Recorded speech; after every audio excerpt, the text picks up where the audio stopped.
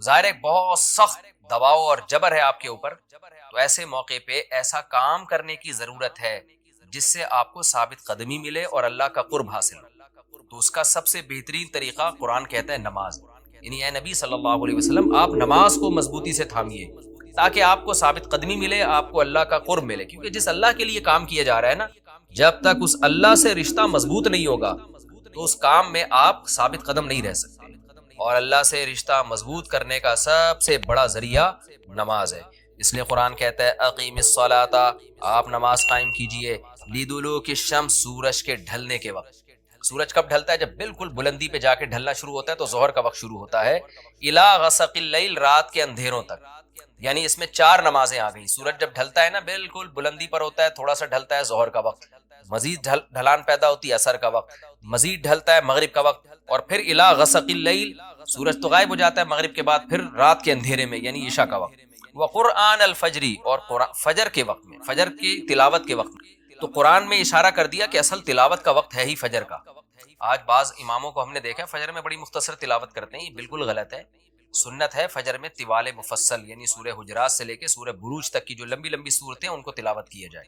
تو فجر کے قرآن کے وقت بھی آپ نماز قائم کیجئے۔ ان قرآن الفجری، بے شک فجر کا جو قرآن ہے، فجر میں جو تلاوت ہے، کانا مشہودا، اس میں حاضر ہوتے ہیں۔ کون حاضر ہوتے ہیں؟ حدیث سے پتہ چلتا ہے فرشتے۔ فجر کا وقت اتنا مبارک وقت ہے جب اس میں امام صاحب قرات کرتے ہیں اور لوگ ہاتھ باندھ کے پیچھے امام کی قرات سنتے ہیں، ایک خاص سکینت نازل ہوتی ہے اللہ کی طرف سے، اور فرشتے بھی اس تلاوت میں نازل ہوتے ہیں۔ صحیح حدیث سے یہ بات ثابت ہے کہ فرشتے جو تبدیل ہوتے ہیں نا، ان کے آنے جانے کا وقت اور فجر اور عصر میں ہے۔ وہ جو فجر میں فرشتے آتے ہیں انسان کی حفاظت کے لیے، لہو معقبات من بین یدیہ ومن خلفہ یحفظونہ من امر اللہ، بہت ساری مخلوق اس کائنات میں ایسی ہے جہاں تک سائنس نہیں پہنچی، اور ہو سکتا ہے قیامت تک پہنچ ہی نہ سکے، وہ انسان کی عقل سے بالاتر ہے وہ مخلوق، اور یہ بھی ممکن ہے پہنچ جائے سائنس ترقی کر کے۔ وہ مخلوق انسان کو نقصان پہنچانے کی کوشش کرتی ہے، تو اس مخلوق سے بچانے کے لیے جن میں جنات ہیں سر فہرست، ان سے بچانے کے لیے اللہ نے فرشتوں کا انتظام کیا ہے۔ تو حدیث میں آتا ہے صبح و شام، قرآن سے بھی یہ بات ثابت ہے، صبح و شام فرشتوں کی باریاں چینج ہوتی ہیں اور وہ ہماری حفاظت کے لیے اللہ کی طرف سے متعین ہوتے ہیں۔ تو ان کی جو حاضری ہے ان فرشتوں کی، وہ فجر کے وقت میں ہوتی ہے۔ اور یہ بھی حدیث سے ثابت ہے کہ بہت سے فرشتے صرف تلاوت سننے کے لیے زمین پہ اترتے ہیں۔ تہجد کے بارے میں حدیث میں آتا ہے کہ جب کوئی شخص تہجد میں قرآن کی تلاوت کرتا ہے تو فرشتے آنا شروع ہوتے ہیں اور اس کے جو ہے نا لبوں پہ اپنے منہ کو رکھ لیتے ہیں اس کی تلاوت کو چکھنے کے لیے۔ اتنا فرشتوں کو لطف محسوس ہوتا ہے تہجد کی تلاوت میں، اور پھر وہ تانتا بناتے بناتے جو ہے نا ایک دوسرے پہ سوار ہوتے ہوتے آسمان کی بلندیوں تک پہنچ جاتے ہیں۔ تو فجر کی نماز میں بھی یہ فضیلت ہے۔ تو آگے اللہ فرماتے ہیں کہ اللہ نے فجر کی نماز کی فضیلت کو بیان کیا، آگے اللہ فرماتے ہیں وَمِنَ اللَّيْلِ، یہ تو 5 نمازیں ہو گئیں، یہ تو ساری امت پہ فرض ہیں، لیکن رات کے کچھ حصے میں فَتَہَجَّدْ بِهِ، بھی کا مطلب اس حصے میں آپ نے تہجد پڑھنی ہے، نافلۃ لک، اے محمد صلی اللہ علیہ وسلم، یہ آپ کے لیے اضافہ ہے۔ کیا مطلب؟ یا تو نبی صلی اللہ علیہ وسلم پہ 6 نمازیں فرض تھیں، یعنی 5 فرض کے علاوہ تہجد بھی فرض تھی، تو اس لیے قرآن نے کہہ دیا کہ امت پہ تو 5 فرض ہیں نافلۃ لک، لیکن یہ تہجد آپ کے لیے اضافی ہے، یعنی آپ پر 6 نمازیں فرض ہیں۔ ایک مطلب تو یہ بھی ہو سکتا ہے، اور جو علماء اس کے قائل ہیں کہ نہیں نبی پر تہجد فرض نہیں تھی، تو ان کے نزدیک اس آیت کی تفسیر یہ ہوگی کہ یہ آپ کے لیے ایک اضافہ ہے اللہ کے قرب حاصل کرنے کا، یعنی 5 نمازیں تو پڑھنی ہی پڑھنی ہے، لیکن آپ اللہ کے قرب کے لیے ایک اضافی چیز بھی آپ کو دی جا رہی ہے تاکہ آپ کے درجات اور زیادہ بلند ہو۔ تو ایسی صورت میں یہ صرف نبی کے ساتھ خاص نہیں ہے، کیونکہ خطاب نبی سے چل رہا ہے اس لیے اللہ نے کہہ دیا آپ کے لیے اضافہ، ورنہ حقیقت میں پوری امت کے لیے یہ اضافہ ہے۔ آگے اللہ فرماتے ہیں عسیٰ ان یبعثک ربک، امید ہے کہ آپ کو آپ کا رب پہنچا دے مقام محمود تک۔ یہ مقام محمود کیا ہے؟ شفاعت کبریٰ، یعنی تمام پیغمبر نبی کے پاس آئیں گے کہ آپ سفارش سے آغاز کریں، یعنی سفارش کا آغاز آپ سے ہوگا، پھر آپ صلی اللہ علیہ وسلم سفارش کریں گے۔ تو یہ ایک سب سے اونچا مقام ہے جو اللہ قیامت کے دن رسول اللہ صلی اللہ علیہ وسلم کو دے گا، اور جس سے آپ کی تمام پیغمبروں پر فضیلت ثابت ہو جائے گی کہ جب تک آپ کی طرف سے شفاعت کی ابتدا نہیں ہوگی کوئی اور پیغمبر سفارش نہیں کریں گے۔ تو اللہ نبی صلی اللہ علیہ وسلم کو تسلیاں دے رہا ہے کہ یہ مشرکین کا جو آپ کے اوپر بے پناہ دباؤ ہے، جبر ہے، آپ اس میں تسلی رکھیے، آپ نماز قائم کریں اور تہجد کی پابندی کریں، اللہ نے آپ کو بہت بڑا آگے چل کے مقام دینا ہے۔ چونکہ نبی صلی اللہ علیہ وسلم بھی بشر تھے نا، مشرکین کے دباؤ کی وجہ سے آپ بھی ایک پریشانی میں آتے تھے، تو اس لیے اللہ آپ کو ثابت قدم رکھنے کے لیے آپ صلی اللہ علیہ وسلم کو یہ خوشخبریاں سنا رہا ہے کہ آپ نے اپنا اس عمل کو فوکس کرنا ہے، نماز اور تہجد کو، تاکہ آپ کا اللہ سے قرب رہے، اور اللہ آپ کو خوشخبری دے رہا ہے کہ امید ہے آپ کا رب آپ کو بہت بڑے مقام تک پہنچا دے۔ رہا مسئلہ مشرکین کی دھمکیوں کا کہ یہ پوری کوشش کر رہے ہیں کہ آپ کو مکہ سے نکال دیں، تو ہم نے تو بتا دیا کہ یہ خود بھی نہیں پنپ پائیں گے، لیکن آپ نے اللہ سے کیا دعا مانگنی ہے؟ وَقُلْ رَبِّ، کہہ دیجئے اے میرے رب، ادخلنی مدخل صدق، مجھے مکہ میں داخل کیجئے مرغوب داخلہ، اچھا داخلہ، اور مجھے مکہ سے نکالیے بھی اچھے طریقے سے، یعنی اچھا نکلنا ہو میرا، ایسا نکلنا جس کے نتائج اچھے ہوں۔ اس میں اشارہ ہے کہ آپ صلی اللہ علیہ وسلم کو مکہ سے نکالنے پر مجبور کیا جائے گا، اور ایک وقت آئے گا کہ آپ مکہ سے نکلیں گے۔ تو اللہ اپنے حبیب صلی اللہ علیہ وسلم کو پہلے سے دعا سکھا رہے ہیں کہ آپ اللہ سے دعا مانگے، اللہ جب میں نکلوں تو میرا داخلہ بھی اچھے طریقے سے ہو اور میرا نکلنا بھی اچھے طریقے سے ہو، یعنی پسندیدہ نکلنا ہو۔ سوال پیدا ہوتا ہے نکلنے کا عمل تو پہلے ہے اور مکہ میں داخلے کا عمل بعد میں، تو نکلنے کا تذکرہ پہلے ہونا چاہیے کہ اللہ مکہ سے مجھے اچھی طریقے سے نکال، اور مکہ میں مجھے داخل بھی اچھے طریقے سے کرنا، تو داخلے کا تذکرہ پہلے کیوں؟ اس میں بلاغت کا ایک نقطہ ہے کہ پیغمبر کا بنیادی مقصد وہ ہدف ہے جو پیغمبر دنیا میں لے کے آئے ہیں، تو اس کی آغاز تو مکہ سے کرنا ہے جس میں آپ کو بھیجا گیا، جو ابراہیم علیہ السلام کا شہر ہے، جہاں بیت اللہ ہے، اسلام کا مرکز تو اس جگہ سے بننا ہے، تو اس جگہ سے اگر نکالنا ہی مقصد ہے تو یہ جگہ تو رہ گئی نا پھر جو ابراہیم علیہ السلام کا مرکز اور ابراہیم علیہ السلام کی دعائیں تھیں، تو اس لیے اصل مقصد تو یہ کہ مکہ میں داخل میں اچھے طریقے سے ہوں، جو پیغمبر کا مقصد تھا دنیا میں آنے کا، مکہ فتح کر کے داخل ہوں، یہاں مجھے غلبہ ملے، اور یہاں میرا جب داخلہ تو ایسا داخلہ جس کو میں پسند کروں، یہ جو ابھی میں مکہ میں کہیں سفر سے جا کے واپس آتا ہوں، یہ داخلہ وہ داخلہ نہیں ہے جو میں چاہتا ہوں۔ تو چونکہ مکہ سے نکلنا مقصد نہیں ہے، نکالا اس لیے جا رہا ہے تاکہ داخلہ ایک طاقت کے ساتھ ہو اور اچھے طریقے سے داخلہ ہو، اس لیے اس داخلے کا تذکرہ پہلے کیا جا رہا ہے۔ ہاں وہ داخلہ اس وقت تک ممکن نہیں ہے جب تک مکہ سے ایک دفعہ آپ کا خروج نہ ہو، تاکہ مدینہ میں ریاست بنے اور آپ 10,000 کا لشکر لے کر فاتحانہ انداز سے مکہ میں داخل ہوں، اور جس مقصد کے لیے اللہ نے آپ کو بھیجا تھا وہ مقصد پورا ہو۔ وہ مقصد نکلے بغیر پورا ہو نہیں سکتا، اس لیے نکلنے کا تذکرہ کر دیا، ورنہ اصل مقصد تو یہ ہے کہ اللہ میں مکہ سے نکلنا نہیں چاہتا، میں مکہ میں داخلہ چاہتا ہوں۔ داخلہ ایسا ہونا چاہیے مدخل صدق، سچا مرغوب داخلہ ہونا چاہیے۔ چنانچہ اللہ نے آپ کی دعا قبول کی، اور جب نبی مکہ میں داخل ہوئے نکلنے کے بعد، تو کیسا بہترین آپ نے کا داخلہ ہوا کہ 10,000 کا لشکر لے کر آپ گئے، اور مشرکین مکہ آپ سے معافی کی بھیک مانگ رہے تھے۔ یہ مکی آیتیں اس وقت تو ظلم کے پہاڑ توڑے جا رہے تھے، لیکن پیغمبر سے اس طرح کی دعائیں کروائی جا رہی تھیں، وَأَخْرِجْنِي مُخْرَجَ صِدْقٍ، اور اللہ مرغوب نکلنا ہو، یعنی جب میں نکلوں تو بھی میرا اچھا ٹھکانہ ہو۔ چنانچہ آپ کا نکلنا بھی بڑا اچھا ہوا کہ پورا مدینہ آپ کے استقبال میں کھڑا ہوا تھا، اور طلع البدر علینا من ثنیۃ الوداع، یہ جو ترانے ہیں یہ مدینہ کی بچیاں آپ کے استقبال میں پڑھ رہی تھی، تو آپ کا نکلنا بھی اچھا ہوا، یعنی مدینہ میں داخلہ جو مکہ سے نکل کے، اور پھر جو مکہ میں آنا وہ تو اس سے بھی زیادہ عزت اور شان کے ساتھ ہوا۔ وَاجْعَلْ لِي مِن لَّدُنْكَ سُلْطَانًا نَصِيرًا، اور اللہ تو بنا دے میرے لیے اپنے پاس سے زبردست طاقت جس میں میری مدد ہو، غلبہ دے دے مجھے مشرکین پر۔ یہ بھی مستقبل کی دعا ہے جو ان حالات میں نبی سے منگوائی جا رہی ہے، اور اللہ نے آپ کی ساری دعاؤں کو قبول کیا، سلطان نصیر بھی دے دیا آپ کو، غلبہ بھی دے دیا مکہ پہ، ایسا غلبہ جس میں اللہ کی مدد تھی، اور وہ کمزور غلبہ نہیں تھا، طاقتور غلبے کو سلطان کہا جاتا ہے۔ اور مدینہ میں جانا بھی آپ کا پسندیدہ ہوا، اور مکہ میں آنا بھی آپ کا پسندیدہ ہوا۔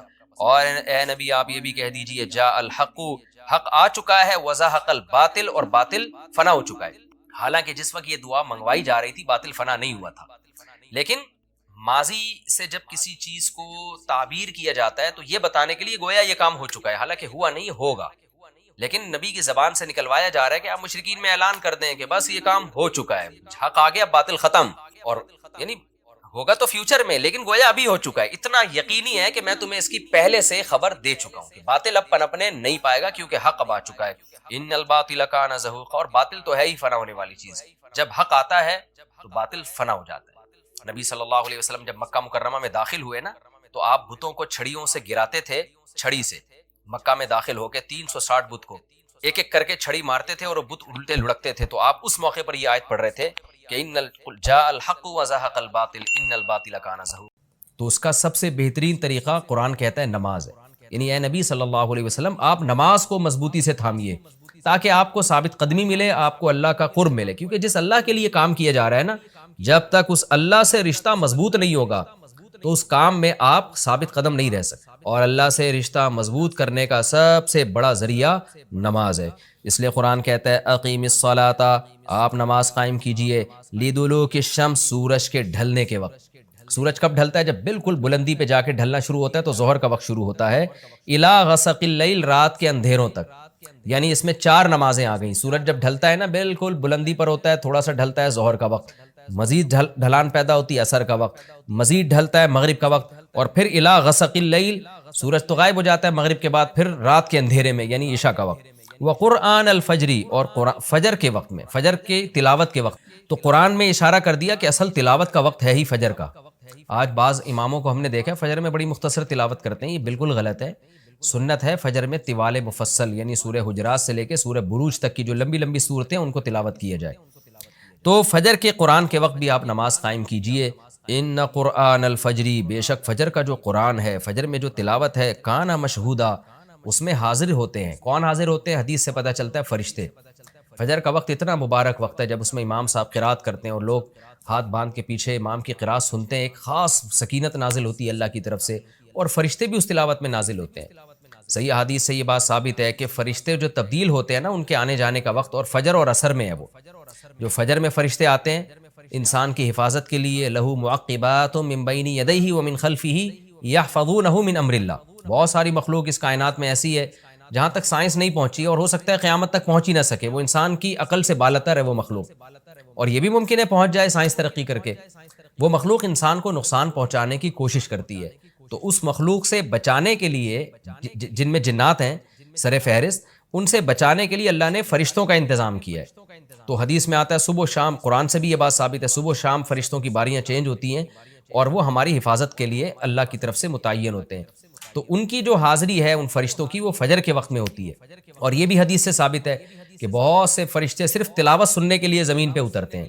تہجد کے بارے میں حدیث میں آتا ہے کہ جب کوئی شخص تہجد میں قرآن کی تلاوت کرتا ہے تو فرشتے آنا شروع ہوتے ہیں اور اس کے جو ہے نا لبوں پہ اپنے منہ کو رکھ لیتے ہیں اس کی تلاوت کو چکھنے کے لیے۔ اتنا فرشتوں کو لطف محسوس ہوتا ہے تہجد کی تلاوت میں، اور پھر وہ تانتا بناتے بناتے جو ہے نا ایک دوسرے پہ سوار ہوتے ہوتے آسمان کی بلندیوں تک پہنچ جاتے ہیں۔ تو فجر کی نماز میں بھی یہ فضیلت ہے۔ تو آگے اللہ فرماتے ہیں کہ اللہ نے فجر کی نماز کی فضیلت کو بیان کیا، آگے اللہ فرماتے ہیں وَمِنَ اللَّيْلِ، یہ تو 5 نمازیں ہو گئیں، یہ تو ساری امت پہ فرض ہیں، لیکن رات کے کچھ حصے میں فَتَہَجَّدْ بِهِ، بِهِ کا مطلب اس حصے میں آپ نے تہجد پڑھنی ہے، نافلۃ لک، اے محمد صلی اللہ علیہ وسلم، یہ آپ کے لیے اضافہ ہے۔ کیا مطلب؟ یا تو نبی صلی اللہ علیہ وسلم پہ 6 نمازیں فرض تھیں، یعنی 5 فرض کے علاوہ تہجد بھی فرض تھی، تو اس لیے قرآن نے کہہ دیا کہ امت پہ تو 5 فرض ہیں نافلۃ لک، لیکن یہ تہجد آپ کے لیے اضافی ہے، یعنی آپ پر 6 نمازیں فرض ہیں۔ ایک مطلب تو یہ بھی ہو سکتا ہے، اور جو علماء اس کے قائل ہیں کہ نہیں نبی پر تہجد فرض نہیں تھی، تو ان کے نزدیک اس آیت کی تفسیر یہ ہوگی کہ یہ آپ کے لیے ایک اضافہ ہے اللہ کے قرب حاصل کرنے کا، یعنی 5 نمازیں تو پڑھنی ہی پڑھنی ہیں، لیکن آپ اللہ کے قرب کے لیے ایک اضافی چیز بھی آپ کو دی جا رہی ہے تاکہ آپ کے درجات اور زیادہ بلند ہو۔ تو ایسی صورت میں یہ صرف نبی کے ساتھ خاص نہیں ہے، کیونکہ خطاب نبی سے چل رہا ہے، اس لیے اللہ نے کہہ دیا آپ کے لیے اضافہ، ورنہ حقیقت میں پوری امت کے لیے یہ اضافہ ہے۔ آگے اللہ فرماتے ہیں عسیٰ ان یبعثک ربک، امید ہے کہ آپ کو آپ کا رب پہنچا دے مقام محمود تک۔ یہ مقام محمود کیا ہے؟ شفاعت کبریٰ، یعنی تمام پیغمبر نبی کے پاس آئیں گے کہ آپ سفارش سے آغاز کریں، یعنی سفارش کا آغاز آپ سے ہوگا، پھر آپ صلی اللہ علیہ وسلم سفارش کریں گے۔ تو یہ ایک سب سے اونچا مقام ہے جو اللہ قیامت کے دن رسول اللہ صلی اللہ علیہ وسلم کو دے گا، اور جس سے آپ کی تمام پیغمبروں پر فضیلت ثابت ہو جائے گی کہ جب تک آپ کی طرف سے شفاعت کی ابتدا نہیں ہوگی کوئی اور پیغمبر سفارش نہیں کریں گے۔ تو اللہ نبی صلی اللہ علیہ وسلم کو تسلیاں دے رہا ہے کہ یہ مشرکین کا جو آپ پہ اوپر بے پناہ دباؤ ہے، جبر ہے، آپ اس میں تسلی رکھیے، آپ نماز قائم کریں اور تہجد کی پابندی کریں، اللہ نے آپ کو بہت بڑا آگے چل کے مقام دینا ہے۔ تو چونکہ نبی صلی اللہ علیہ وسلم بھی بشر تھے نا، مشرکین کے دباؤ کی وجہ سے آپ بھی ایک پریشانی میں آتے تھے، تو اس لیے اللہ آپ کو ثابت قدم رکھنے کے لیے آپ صلی اللہ علیہ وسلم کو یہ خوشخبریاں سنا رہا ہے کہ آپ نے اپنا اس عمل کو فوکس کرنا ہے، نماز اور تہجد کو، تاکہ آپ کا اللہ سے قرب رہے، اور اللہ آپ کو خوشخبری دے رہا ہے کہ امید ہے آپ کا رب آپ کو بہت بڑے مقام تک پہنچا دے۔ رہا مسئلہ مشرکین کی دھمکیوں کا، یہ پوری کوشش کر رہے ہیں کہ آپ کو مکہ سے نکال دیں، تو ہم نے تو بتا دیا کہ یہ خود بھی نہیں پنپ پائیں گے، لیکن آپ نے اللہ سے کیا دعا مانگنی ہے؟ وَقُلْ رَبِّ، کہہ دیجئے اے میرے رب، ادخلنی مدخل صدق، مجھے مکہ میں داخل کیجئے مرغوب داخلہ، اچھا داخلہ، اور مجھے مکہ سے نکالیے بھی اچھے طریقے سے، یعنی اچھا نکلنا ہو میرا، ایسا نکلنا جس کے نتائج اچھے ہوں۔ اس میں اشارہ ہے کہ آپ صلی اللہ علیہ وسلم کو مکہ سے نکالنے پر مجبور کیا جائے گا، اور ایک وقت آئے گا کہ آپ مکہ سے نکلیں گے۔ تو اللہ اپنے حبیب صلی اللہ علیہ وسلم کو پہلے سے دعا سکھا رہے ہیں کہ آپ اللہ سے دعا مانگے، اللہ جب میں نکلوں تو میرا داخلہ بھی اچھے طریقے سے ہو اور میرا نکلنا بھی اچھے طریقے سے ہو، یعنی پسندیدہ نکلنا ہو۔ سوال پیدا ہوتا ہے نکلنے کا عمل تو پہلے ہے اور مکہ میں داخلے کا عمل بعد میں، تو نکلنے کا تذکرہ پہلے ہونا چاہیے کہ اللہ مکہ سے مجھے اچھی طریقے سے نکال، اور مکہ میں مجھے داخل بھی اچھے طریقے سے کرنا، تو داخلے کا تذکرہ پہلے کیوں؟ تو اس میں بلاغت کا ایک نقطہ ہے کہ پیغمبر کا بنیادی مقصد وہ ہدف ہے جو پیغمبر دنیا میں لے کے آئے ہیں، تو اس کی آغاز تو مکہ سے کرنا ہے جس میں آپ کو بھیجا گیا، جو ابراہیم علیہ السلام کا شہر ہے، جہاں بیت اللہ ہے، اسلام کا مرکز تو اس جگہ سے بننا ہے۔ تو اس جگہ سے اگر نکالنا ہی مقصد ہے تو یہ جگہ تو رہ گئی نا پھر جو ابراہیم علیہ السلام کا مرکز اور ابراہیم علیہ السلام کی دعائیں تھیں۔ تو اس لیے اصل مقصد تو یہ کہ مکہ میں داخل میں اچھے طریقے سے ہوں، جو پیغمبر کا مقصد تھا دنیا میں آنے کا، مکہ فتح کر کے داخل ہوں، یہاں مجھے غلبہ ملے، اور یہاں میرا جب داخلہ ہو تو ایسا داخلہ جس کو میں پسند کروں۔ یہ جو ابھی میں مکہ میں کہیں سفر سے جا کے واپس آتا ہوں، یہ داخلہ وہ داخلہ نہیں ہے جو میں چاہتا ہوں۔ تو چونکہ مکہ سے نکلنا مقصد نہیں ہے، نکالا اس لیے جا رہا ہے تاکہ داخلہ ایک طاقت کے ساتھ ہو اور اچھے طریقے سے داخلہ ہو، اس لیے اس داخلے کا تذکرہ پہلے کیا جا رہا ہے۔ ہاں وہ داخلہ اس وقت تک ممکن نہیں ہے جب تک مکہ سے ایک دفعہ آپ کا خروج نہ ہو، تاکہ مدینہ میں ریاست بنے اور آپ 10,000 کا لشکر لے کر فاتحانہ انداز سے مکہ میں داخل ہوں، اور جس مقصد کے لیے اللہ نے آپ کو بھیجا تھا وہ مقصد پورا ہو۔ تو وہ مقصد نکلے بغیر پورا ہو نہیں سکتا، اس لیے نکلنے کا تذکرہ کر دیا، ورنہ اصل مقصد تو یہ ہے کہ اللہ میں مکہ سے نکلنا نہیں چاہتا، میں مکہ میں داخلہ چاہتا ہوں۔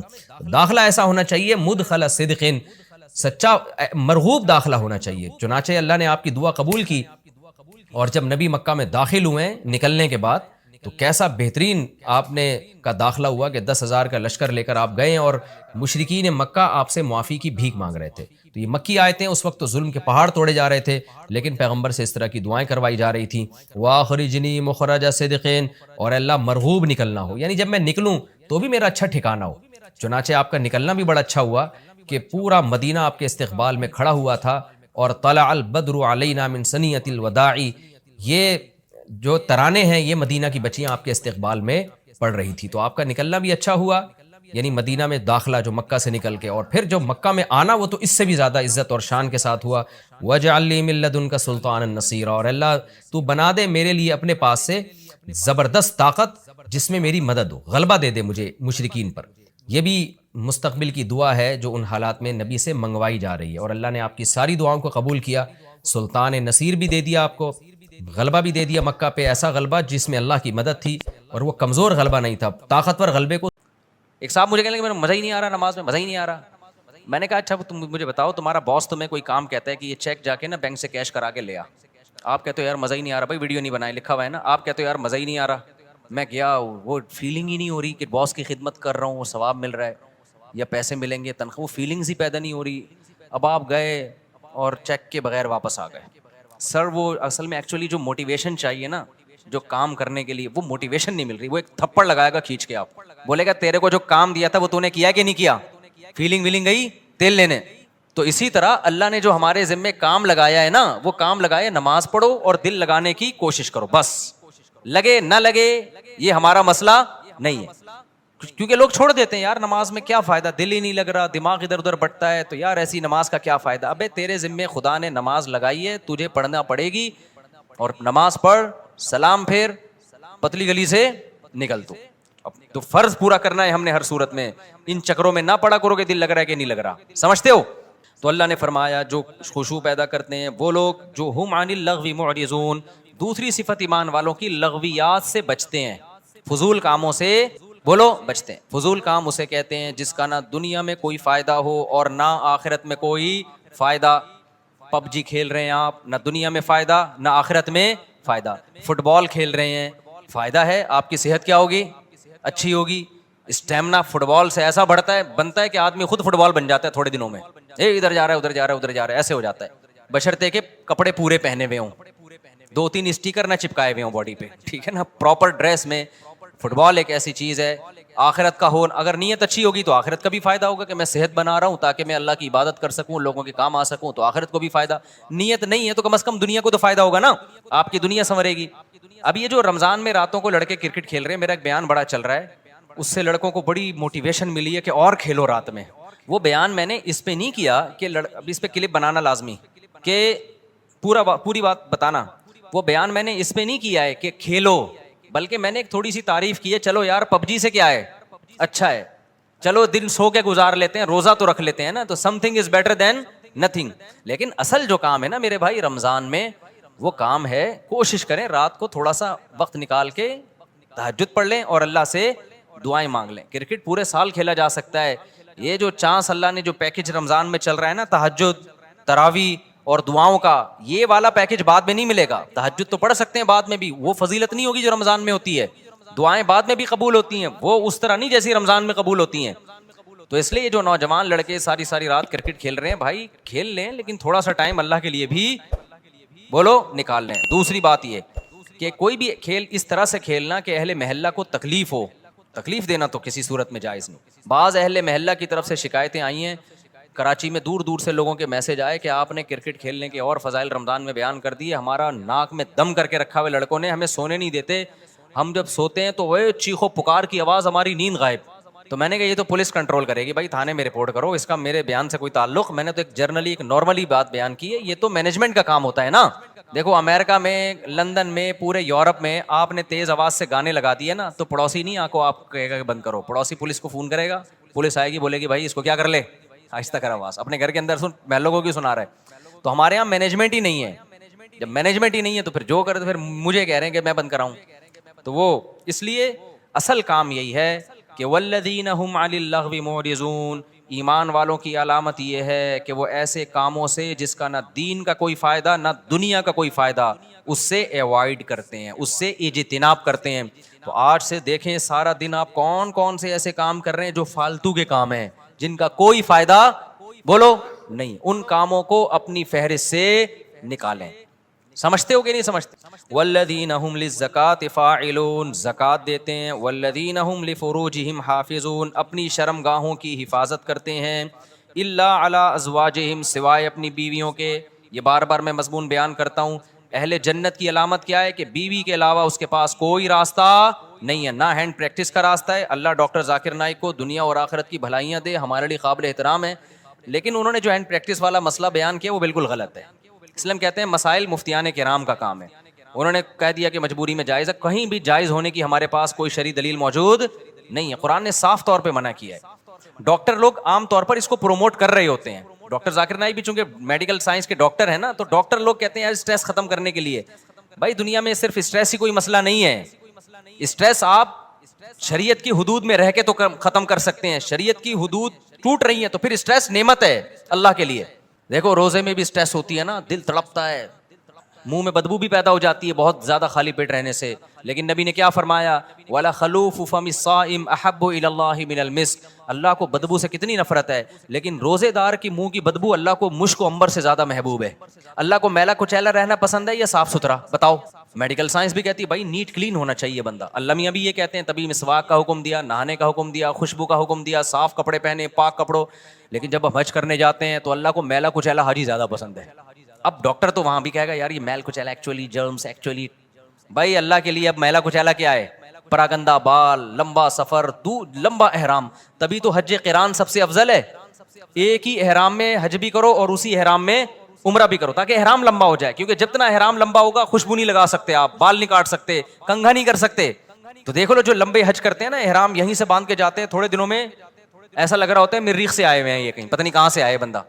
تو اللہ کو یہی پسند ہے, حاجی ایسا ہی پسند ہے. نہانے کی اجازت ہے حج میں, صابن نہیں لگاؤ, خوشبو نہیں لگا سکتے. تو بس اللہ کا ایک نظام ہے, نارمل روٹین سے اللہ نے حاجی کو کیا کر دیا, ہٹا دیا اللہ تعالیٰ نے. اسلام میں بال رکھنے کا حکم ہے, کیونکہ حدیث میں آتا ہے اللہ جمیل ہے, جمال کو پسند کرتا ہے. تو بالوں میں کیا ہے, جمال. یہی وجہ ہمارے نبی بال رکھتے تھے, بڑے بال تھے آپ صلی اللہ علیہ وسلم کے. لیکن حج میں کیا ہے, بولو بال کٹا دو. اچھا مجھے لوگ کہہ رہے ہیں آپ کے کیوں ہیں, اب تو عمرہ کیا آپ نے. ایک صاحب کہنے لگے اس پہ تو 6 عمرے اور ہو سکتے ہیں, اتنے بڑے بال ہیں. تو بھائی میں نے کہا قصر بھی تو ہے نا, ہم نے ٹرینڈ کئی دفعہ کرا لی, اب کیا ہے, قصر بھی سنت ہے, وہ بھی ٹھیک ہے. تو بہرحال بڑے بالوں میں زینت ہے، لیکن حج میں کیا ہوتا ہے؟ دہشت گردی کا جڑ سے خاتمہ. تو بس وہ اللہ کا حکم ہے کہ یار میرے حکم کو فالو کرتے ہو کہ نہیں کرتے. تو اسی طرح آپ کو جتنی مرضی ٹینشن ہو، اس ٹینشن کو ختم کرنے کے لیے ہینڈ پریکٹس کی آپ کو اجازت بولو نہیں ہے. اس کا ختم کرنے کا ایک ہی طریقہ ہے، نکاح کر لو جا کے. مجبور ہو کے کرو گے، کسی کا بھلا تو ہو جائے گا نا، کسی کی بچی کا، کسی عورت کو ٹھکانا تو مل جائے گا نا. تو اس لیے ڈاکٹر ذاکر نائک بہت قابل احترام، اللہ بہت دین کا کام لے رہا ہے، مگر یہ مسئلہ بالکل صحیح نہیں بیان کیا. ایک تو 3 طلاق کا مسئلہ بھی انہوں نے غلط بیان کیا، وہ بعد میں اب ان کی رائے ویسی رہی بھی نہیں ہے، اس میں لچک پیدا ہو گئی ہے. تو لوگوں نے بہت دفعہ ایسا کیا، 3 طلاقیں دے کے جی ڈاکٹر ذاکر نائک کا کلپ آیا تو بیویوں کو رکھ لیا. میں نے بار بار بتایا یہ حرام ہے. 3 طلاق قرآن نے بیان کیا، حدیث نے بیان کیا، صحابہ کا اجماع ہے، 3 ہوتی ہیں، بیوی حلال نہیں ہوگی. خدا کے غضب کو مت دعوت دو. ڈاکٹر ذاکر نائک قابل احترام ہے، لیکن ابو حنیفہ سے زیادہ علم نہیں ہے ان کے پاس، امام شافعی سے زیادہ علم نہیں ہے، امام مالک سے زیادہ علم نہیں ہے، احمد بن حنبل سے زیادہ علم نہیں ہے. ڈاکٹر ذاکر نائک بخاری کے حوالے دے رہے ہیں اور احمد بن حنبل بخاری کے استاذ ہیں. سمجھ میں آ رہی ہے بات کہ نہیں آ رہی؟ امام بخاری کے استاذ ہیں احمد بن حنبل، امام شافعی احمد بن حنبل کے استاذ ہیں، امام محمد امام شافعی کے استاذ ہیں، امام ابو حنیفہ امام محمد کے استاذ ہیں، اور امام مالک بقیہ 3 اماموں کے استاذ ہیں. اور یہ تابعین تبع تابعین کے دور کے لوگ ہیں. پوری امت نے ان پہ اعتماد کیا ہے، اور اس وقت اعتماد کیا ہے جب یہ 2 نمبریاں نہیں تھیں، اس طرح کے منجن نہیں بک رہے تھے مارکیٹ میں. نیک لوگ تھے، پرہیزگار لوگ تھے، وہ خود صاحب علم تھے. اس وقت جن لوگوں پر اعتماد کیا گیا نا، تو مسائل میں وہ لوگ زیادہ قابل اعتماد ہیں. آج کے اسکالرز کی ہر بات نہیں لی جائے گی. سمجھتے ہو کہ نہیں سمجھتے ہو؟ تو اچھا میرے بھائی ہم چلتے ہیں آگے. اچھا ڈاکٹر ذاکر نائک بیچارے انہیں وہ مسائل بتانا بھی چھوڑ دیں، لیکن پبلک نے ان کو چھوڑا نہیں. جب بھی کوئی جاتا ہے حضرت آپ مسائل نہ بتایا کریں، وہ کہتے ہیں بھائی میں نہیں بتاتا یار. وہ ایک دفعہ شکایت کر رہے تھے کہ جو آتا ہے نا ایک ہی بات لے کے آتا ہے. تو اس لیے کہیں میرا پیغام جا رہا ہے نا لوگوں تک، کوئی ڈاکٹر صاحب سے ملنے کے لیے جائے نا تو کائنڈلی یہ والی بات ان سے نہ کرے. جائے تمیز سے ملاقات کرے، سلام دعا کرے، اور ان کے ادارے کے لیے کوئی تعاون کرنا ہے تو تعاون کرے، اور پتلی گلی سے آ جائے. جو جا رہا ہے کہ حضرت آپ نے وہ مسئلہ بیان کیا تو وہ مسئلہ بیان کیا، وہ کہہ رہے بھائی مجھے چھوڑ دو یار میرے حال پہ. چلو آگے میرے بھائی.